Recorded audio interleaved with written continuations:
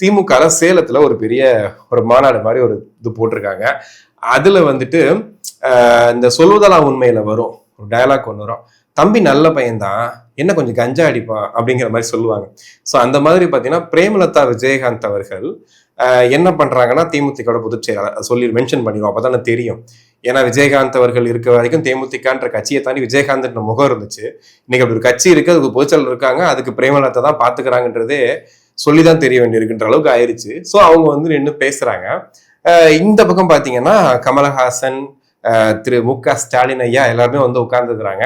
அப்போ அவங்க பேசும்போது நம்ம அண்ணன் ஆட்சியில என்ன பிரச்சனை, ஒன்றும் இல்லை, அங்கங்க பாலியல் பலாத்காரம் நடக்குது, பெண்களுக்கு பாதுகாப்பு இல்லை, ஒரு பெண் நடுராத்திரியில் நடந்து போகணும்னு சொல்லிட்டு காந்தியடிகள் சொல்லியிருந்தாரு, அப்பதான் முழு சுதந்திரம் கிடைச்சதுன்னு சொல்லியிருந்தாரு.